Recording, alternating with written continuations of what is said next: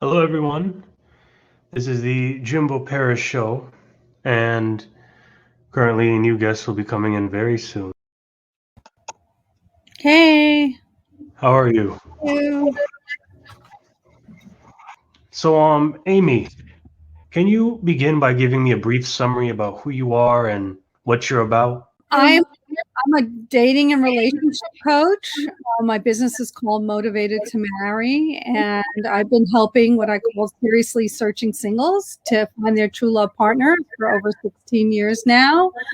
My own life story is I was married at 25 after grad school and divorced at 36. I didn't have children with my first marriage, and I never even imagined that I would be in that place. My parents were married over 40 years. My grandparents married over 70 years. I was the first divorce in the family. And so it's things that you never anticipate. But I learned from that, and I took classes, and I even hired a coach when I turned 40. And then I met my husband at 41 and got remarried at 42. And then I decided my life work and my passion was to help other singles to find their true love partners. And so I went back and I got trained and certified as a professional life coach. And one continually needs to be trained and learn and study and stuff like that. So it's a continual process. But it's very fulfilling work. I love helping people kind of what I say come from that struggle place into that like easy, like, wow, I can do this. And I've got this, place. Yeah. So, can you kind of get into why you were motivated to get your life coach certification and kind of go into the gist of how that worked? So, I actually so I had another business that I closed, and I wasn't sure what I wanted to do. And I went to actually a career coach, and they do some tests and things, and they look at your skills and interests and aptitudes and things like that. And I already wanted to be writing the book, on helping people. And I did write a book called Are You Motivated to Marry? Now There's a Better Method to Dating and Relationship. It's a small book. It's an ebook. And then when I wanted to do the bigger, better book, I actually went into another title called Get It Right This Time. And so, I just felt like people were sending people to me because fortunately I'm extroverted. I don't have trouble meeting people. It was like meeting the right person who wanted the life that I wanted. I wanted marriage and a family. So when you're dating in your 40s, people had their families already. People didn't want any more children. People don't want to get married. So, I started developing this concept about motivated to marry, and actually it came to me when I was at a happy hour, and I was talking to this guy, and he was cute, and he's told me he actually played an instrument for a band, and that his band was going to Europe for 6 months. And what popped up in my head was, you're not motivated. And so, to really kind of hone in on people who have the same goal and same vision that you do is kind of the work that I do with my clients. And so I actually decided to go and get certified with an accredited life coaching because I felt the skills would help me, and it does. It's wonderful because as a coach, I look at your whole life, and then I look to see how dating does or not fit in with your whole life. And what I notice is sometimes people put it at the bottom of their to-do list, in terms of relationships, because if they think it's hard or they want to avoid it for some reason, they do. Excuse me, there are people who are motivated, and this is like a top priority. And those are the people who find me, actually. And I really am able to help people find that true person fairly quickly. Actually, a lot of my clients within 6 months of doing my coaching program meet that special person. So, you also have an MBA from Georgetown. Can you kind of get into your whole story about how you got that as well? Well, I actually have an understanding graduate degree in engineering. And I'm no mechanical engineer. I mean, I didn't even pass the PE exam. I took that 8-hour exam. And it really, when I did those evaluations, when I went to a career coach, I'm like, it came up marketing, sales, coach, things that were more people oriented. And I don't know why I was like directed in that direction. My mother wanted me to be an accountant or an architect. I actually have a very good visual sense. So before I had the coaching business, I actually owned and operated a women's clothing store. And I did that for 13 years. So, but that was using my MBA and stuff like that. So I actually wanted to pivot. And I decided that I like making business decisions rather than technical decisions. So when they made me design a screw, I'm like, I'm done with this. I'm like, I can't handle this. Don't put me in an office, like a little office without windows, and give me, tell me to then, it was CAD CAM stuff and things like that. And I was miserable. So I needed to figure my way out of that. So actually, I actually pursued my desire for my retail clothing dream, and that was fun. It was a fun business. It was a great business, a very people-oriented business. I built it up, but retail's a very tough business, especially now with Amazon and the department stores, and very hard. And glad, now that there was a pandemic, I was glad that I was not in retail, because my coaching business last year, 2020, was the best it's ever been. Yeah, so people were stuck at home thinking about what their real goals were, and they had time to coach because they weren't traveling and they weren't out and about. And so. Now, you also said that you worked on several other businesses. How were you an image wardrobe consultant? So when I closed the retail store, I had already gone through, I learned a process. I was doing the Beautiful Seasons that Color Me Beautiful stuff, where I was helping people with their, wardrobing, picking the right outfits for their, their shape. And I had makeup and skincare and stuff like that. So I was already doing that and utilizing that in my store, actually. So it was a very easy transition. My clients were very upset that I closed the store. I got married in 2002, and then I closed the store in 2003 when I decided that I needed to reduce my stress, and we were trying to have a family. And so I was in my 40s, and so it was easy, so wardrobe consulting was an easy business for me to start up. I called it Amy's Eye for Style. I was able to go into people's homes and do a wardrobe edit and make suggestions, do personal shopping. It was something I could do from home and something I could do in the middle of everything else I was trying to accomplish.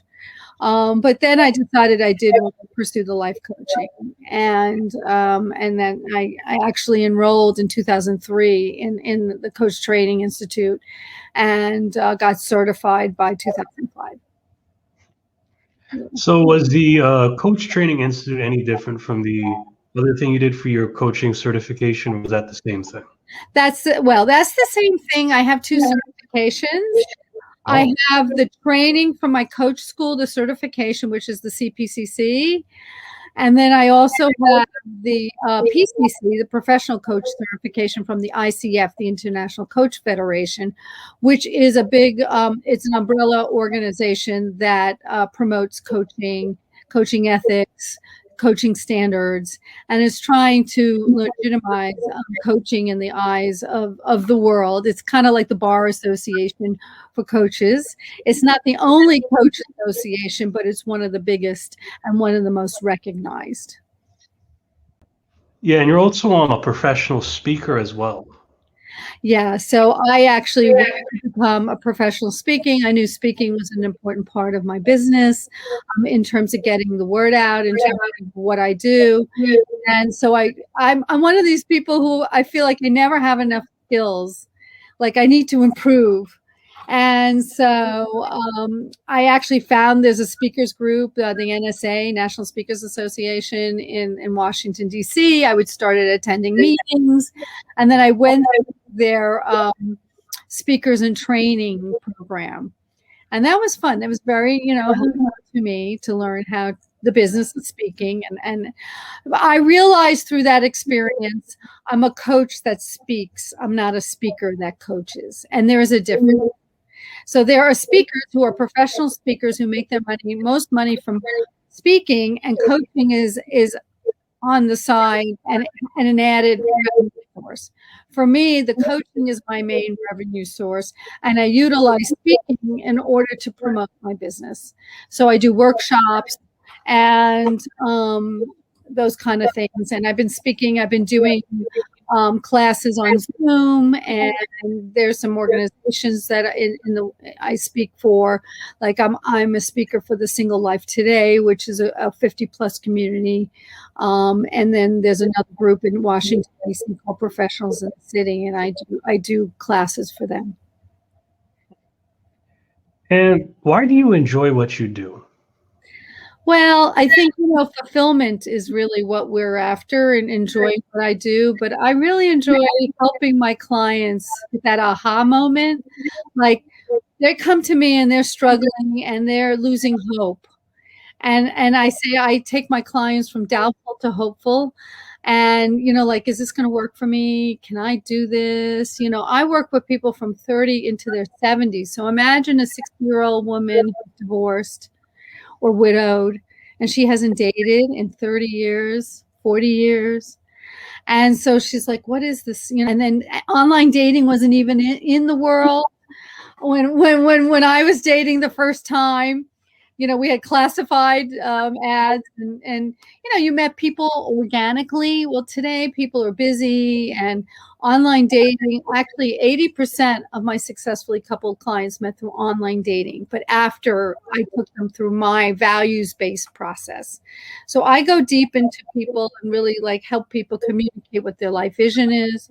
I'll help them communicate what their values, their important relationship values are. And I help them put them in their profile so they're attracting the right person. I believe what you put out there is what you attract. And so actually my clients have a very high success rate with online dating. It's not the only thing. I do what I call a comprehensive dating plan, where we look at face-to-face opportunities as well as online opportunities. But given the pandemic, online was really, mostly, besides some speed dating, which is very superficial, and you only have a couple of minutes to make a first impression. And I've only had one client who met someone through speed dating that's met and married. And I've only had one client in 16 years that met through a matchmaking service. So those service, they don't go deep enough. And they're okay on the surface level, but once people may be attracted to someone, but then you find out things about that person that you just say, oh, I can't live with that, or we don't want the same things, or, it's just that I can't, So that's why I like the online dating, because you get a little more, you get some information if they put the information down, but you can actually glean certain things that you need to glean. Like I'm working with a woman who wants to have a family. So, meet this guy, and he put nothing about kids. He put nothing about family in his profile. And I said, well, you may want to have that conversation sooner than later, because, I was in a situation where I met somebody and we would started to date. We really liked each other. Things seemed to go in the right direction. And then I said, well, my goal is to get married and have a family. And he said, babies? You want babies? He said, I'm done. He had 2 kids already. He raised his ex-wife's 2 kids. And so he was younger than me, but he was already, done. And so I had a tough decision, and I did decide to leave. But so when I met my husband, I had the conversation sooner than later about my goals. So I help my clients communicate what they need to communicate in the time that they need to communicate. Now, you don't hit somebody over the head when you just meet them. You first have to see, do I like this person? Does the conversation flow? And am I somewhat attracted to the person? So, there's some vetting that has to be done before you would share your innermost desires and needs and things like that. So, why are you most proud of this business compared to your other several businesses? Well, I'm proud of the different businesses for different reasons. I mean, I took a space in the retail business, like they call it a vanilla box, and created an environment. And I was really proud of that. And I had clients that came year and year. I run into people who say, "Oh, I shopped at your store. I still have a dress I love."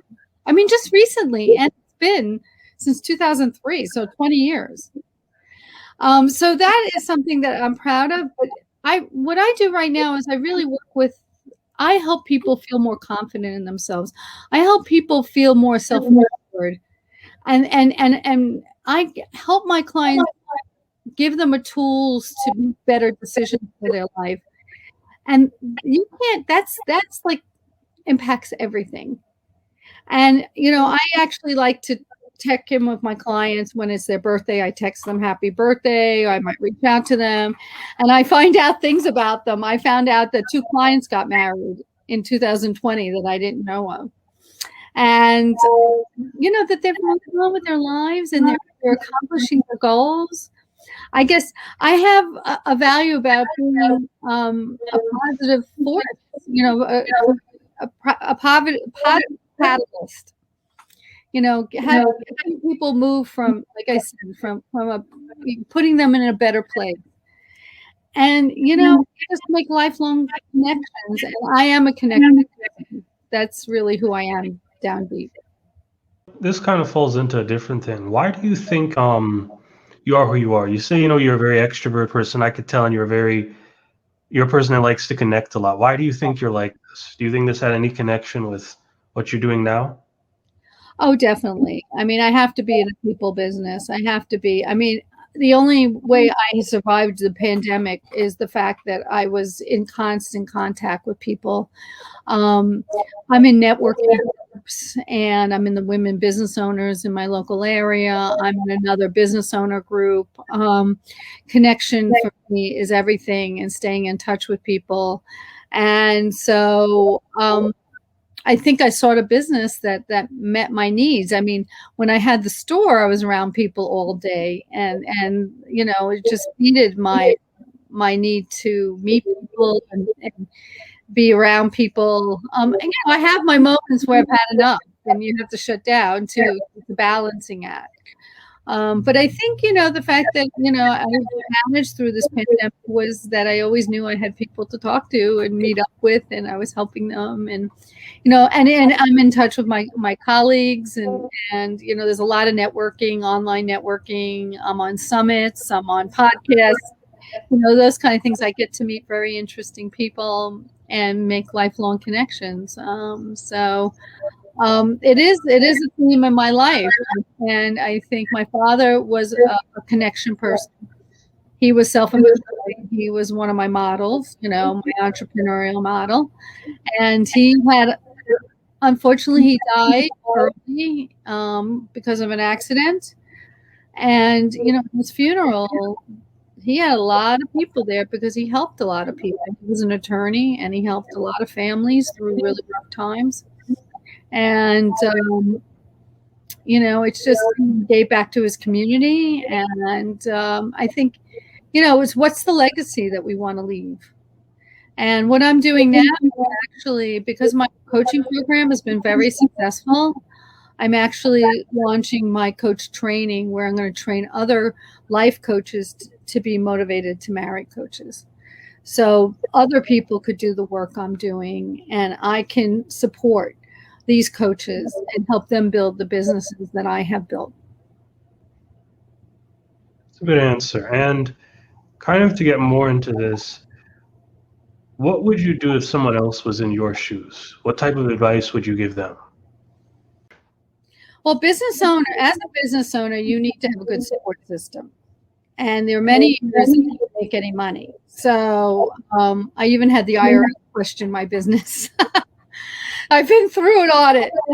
It's almost like this badge of honor, right? You know, you had to prove I was a viable business. I was spending a lot of money. I knew I was going to get pregnant, and that I didn't have time to do certain things. So I took some extra risks and things like that. You do have to have tolerance. You have to have good mentors. I mean, I have a business coach. I have several good mentors in my corner.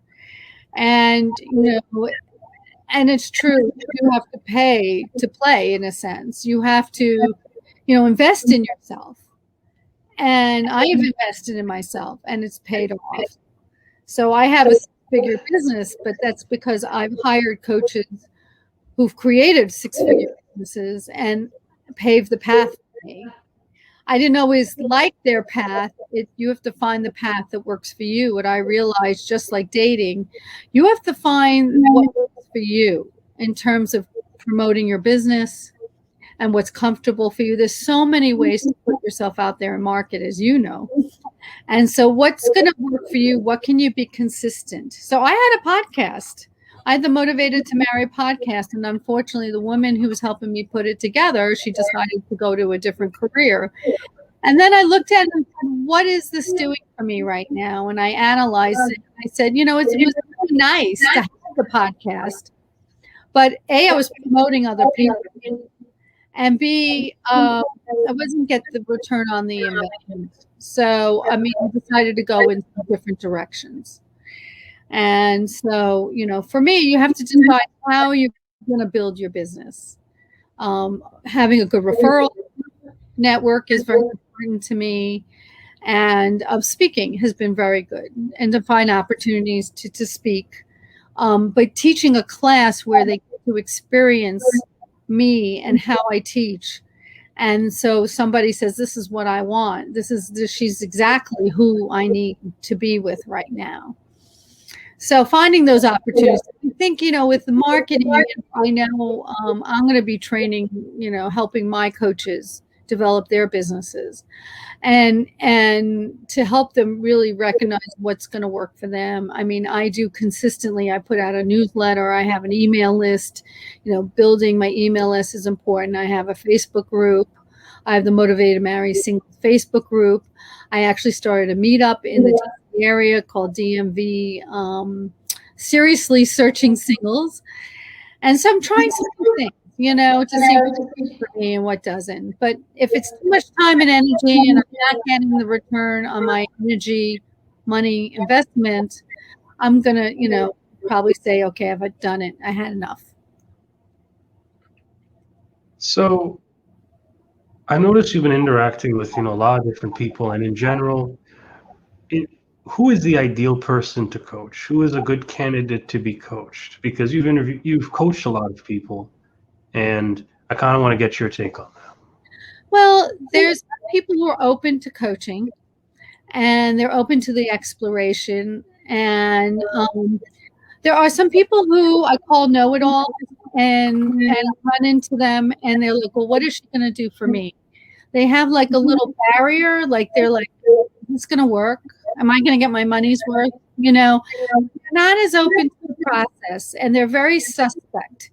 And I feel like I always have to prove myself. And then there are other people who really open to the process, and they're like, you know, they see the value I have to offer. I have a coaching program, the Motivated Marries, and it's not like someone comes to me like a therapist and we just talk. I have a process. I have a system that I take my clients through. I go very deep into people's values. We utilize your values to really understand which ones need to resonate and be in a relationship with somebody. So we then use them as like a radar, like a homing device in a sense. So that's, you know, my process and my system. So people come to me, are open to learning, open to exploring, and they really see the value of coaching. They probably have had coaching from like a career coach or some other coaching, maybe a personal trainer or wellness professionals, something like that. and they're willing to invest in their personal growth. And they aren't putting it on the bottom of their to-do list. Because I find people come to me and they're very busy. And as a life coach, I have to help them rebalance their life so they have time for relationships that come into their life. If you're too busy, and somebody wants a relationship, they're going to get frustrated and they're going to move on to somebody else who does have time for them.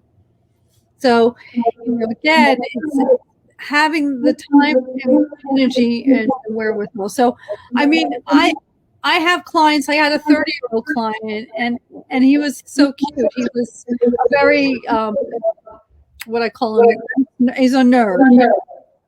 And he just needed to know how to be in a relationship. He had no clue. He really didn't have, even though his parents are married and he had a sister, he wanted to learn, and he was open to learning, and he found my process very helpful. The pandemic hit, and he had some, I call external roadblocks. But then I had I've had 70-year-old clients who was widowed and, hadn't dated in a long time. And we had a great time. I got him online. He met, a couple of women, and he did eventually meet his wife. He's now married. So, I did the gambit. I have people who've never been married, and they're in their 50s and 60s and 70s and beyond.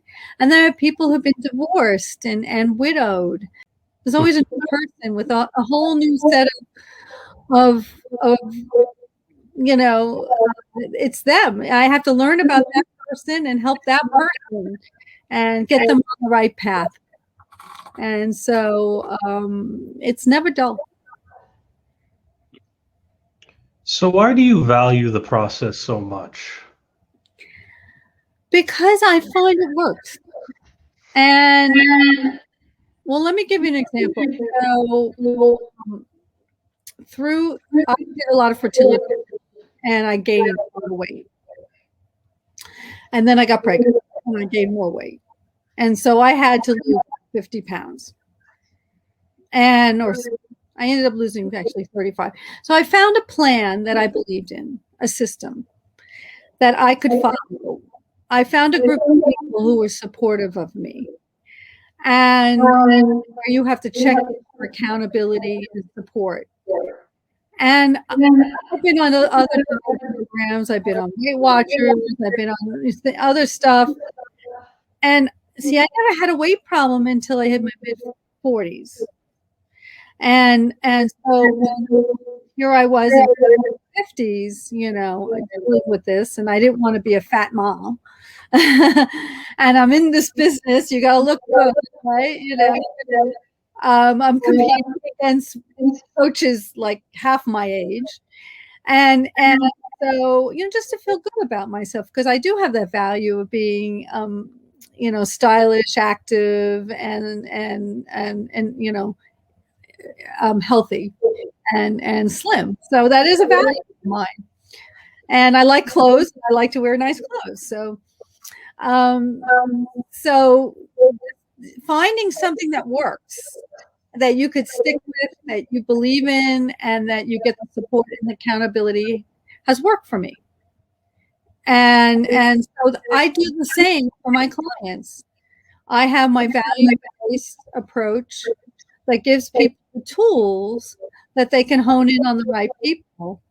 And this is not something I've been doing this for over 15 years, 16 years. And I see it work time and time and time again. And so how can you not believe it, right?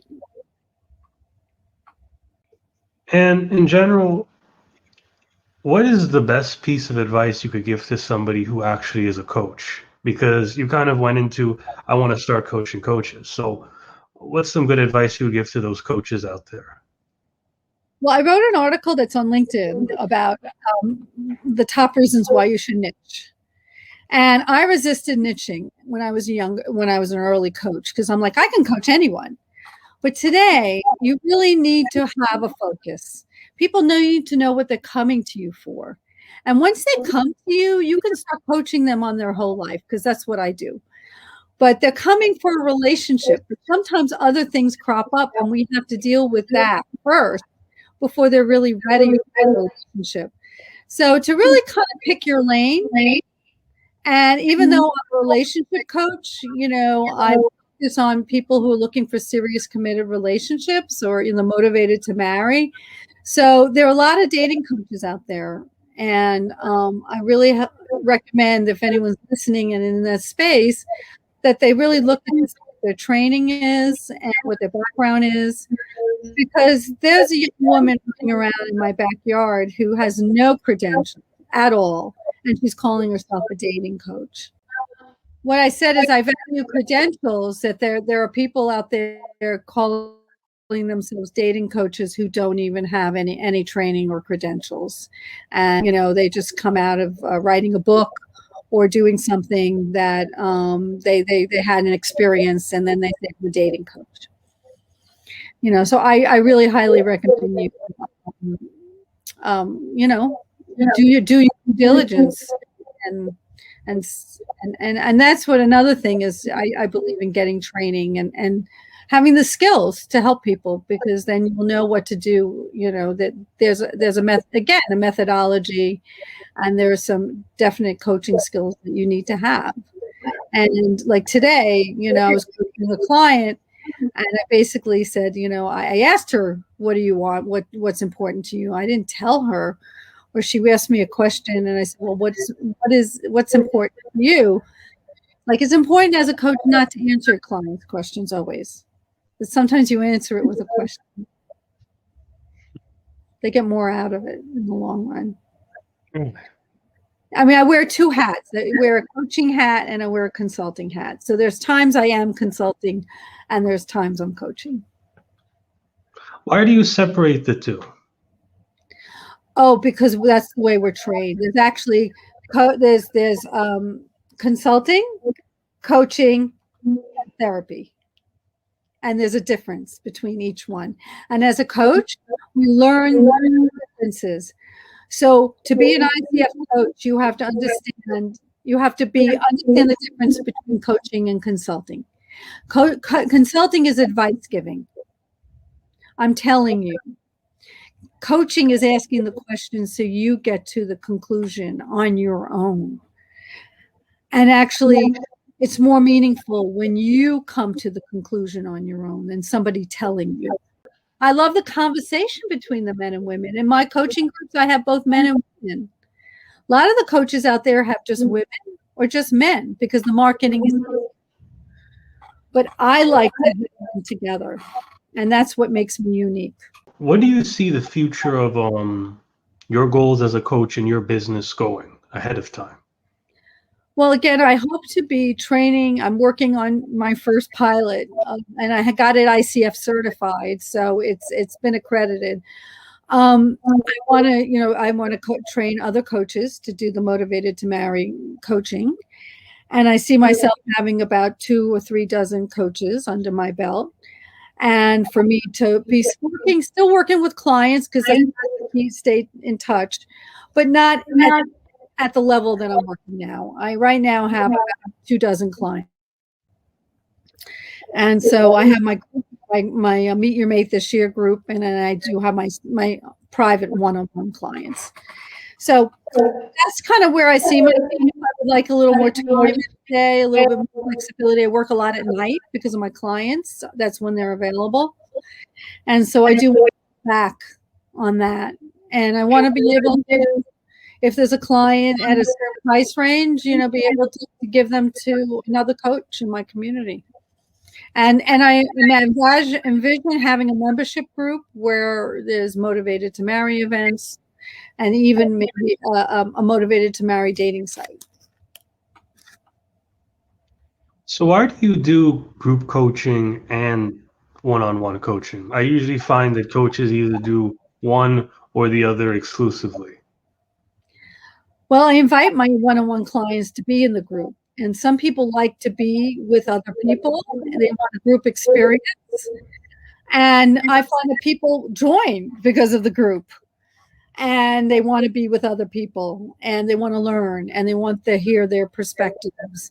And so I don't do big groups. I do my groups are about a dozen men, 12 men and women. I like the small group experience, and it's enough people to get a conversation going, but not too big that people feel ignored. And so again, it's really the high touch. I'm a high touch coach. So I actually went through a coach training to see what kind of model I should be based on my personality. And I came up with an intimate connector.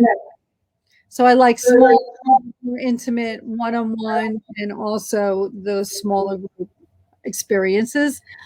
If I'm in a very big group, I'm happy because unless I'm in a big room, with people, you can kind of connect with one. But on a virtual basis, it's not easy. I do it, but it's. So I think I've heard lots of coaches talking about this, but which one do you prefer since COVID? Do you prefer the virtual or do you prefer more of the one-on-one? I offer both. So if they live in my area, they can come see me. I've had people in my backyard now that I'm vaccinated. I have seen a client or two. From a time standpoint, the virtual, once you have a relationship established, I actually do my kickoff session at my client's home if they live within an hour of me. So I like to see my clients in their environment. You learn a lot about a person when you walk into their home. And they feel comfortable. So they're able to open up a little bit more. So I really like some one-on-one. I miss my one-on-one clients, my face-to-face clients, but it can be a little time consuming too. I mean, when they come, and I can't have someone in my house right now unless they come to my porch because I still have my son at home and my husband working from home. But not all my clients live close by. So I have clients in California, in Massachusetts, Chicago, I've even had a Mexican client, in Florida, clients all over, and even Europe. What times were you the most proud of what you do? What are your sort of high points, those prize moments? Just when people feel like they've feel more at peace with themselves. That they say that they are doing better, that somebody who wasn't going out to events have tried that. They haven't been online and now they're meeting people and communicating with people. It just, whenever people have breakthroughs, I think I'm the most proud of that in terms of my work. Yeah. And what other things are you kind of doing now to sort of reach out and hit new types of customers, in a sense? Are you finding that certain customers resonate more with different things? Well, I have my meetup group and I'm doing some speaking, and I have like a class coming up I call it Connection Circles. So helping people learn how to connect more with themselves and others. And also, we do breakout rooms so they get to meet some of the other people in the group. And I've been trying to keep up with that. I've been finding that the promotion of my coach training has eaten into my time. So I'm not as consistent. I'm in some networking groups, and I'm in a very close-knit networking group where we really kind of work one-on-one and recommend clients to each other. So referrals are very important for me. People know people are in this space and they say, oh, you have to talk to Amy. And so in some ways I get new clients is through referrals, through my speaking opportunities, and through my website, my SEO. I do blogging. I have a newsletter that goes out. So, and then, I try to do a podcast and get out, and I do Facebook Lives. I have a Facebook group, and I have almost 1,000 people in my Motivated to Marry Singles Facebook group. So I'm trying to be more consistent. So I know with marketing, the big thing is if you're going to do something, do it consistently so people know you're going to show up, so they can plan on it. also notice you're talking about consistencies too. So why do you value consistency so heavily? Because I'm in a lot of marketing groups. And I know that's what works. You know, if you're going to be marketing your business, is to be consistent. I have a newsletter that goes out every week. It's not easy, but it goes out every week. At least I'm emailing my clients once a week. I mean, I'd like to be emailing them more, but I also don't want to be a pain in the butt. And I want them to look forward to it. And yeah, so I'm sure with your podcast, you're being consistent. You have so many shows going out, you know, so often. I couldn't keep my podcast going consistently, so I dropped it. Whatever you do, I think, you know, you need to have a meetup group. They expect to have meetups, and I'm trying to stay consistent. So I try to plan at least one talk, and I have some clients and friends who are like one's doing yoga, but she had to go to India to see her parents. So try our best. But I think people want to know that they can count on you, and you're building trust and you're building a relationship with your audience, and so being consistent is very important. And you also kind of mentioned doing the best that you can. Why do you value that as well? Well, some of us have a perfection kind of thing, and we try to do everything, and we get scared of, like, I was scared to put out my coach training because it's not perfect, but it's good. And it's really good. And actually my mentor that I'm working with is like, this is the best thing since sliced bread. You really need to, and she's a single woman and she's been through my whole program and she's just met somebody. And she says, well, what you preach and what you teach is very important and works. And so she's kind of like, good. And I have other coaches who say, perfection's for another life and good enough, they won't, and this is a pilot program. So I'm going to elicit feedback. I'm not charging my full rate because I want to get some feedback and I want them to help me improve it. So you just got to get started sometimes. You just got to try it and do it, fall on your face, get back up, or get some feedback and tweak it.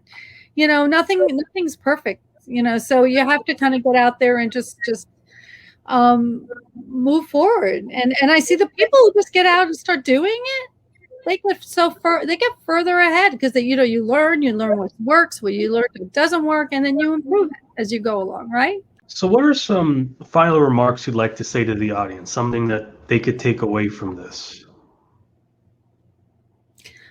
Well, follow your dreams, get some support. Coaching profession has shown that the people who get coached get further quicker. Invest in yourself, invest in your personal growth and your knowledge and your learning, and enjoy the process. Like life is to enjoy it. If you're not happy and you're miserable, well, let's change it. Let's find something that's going to make you want to wake up, I look forward to, meeting with my clients. I look forward to, my day and the creative process. Well, thank you again. This was a very good interview. Appreciate it. I wish your business the best of luck. Well, thank you very much. I appreciate it.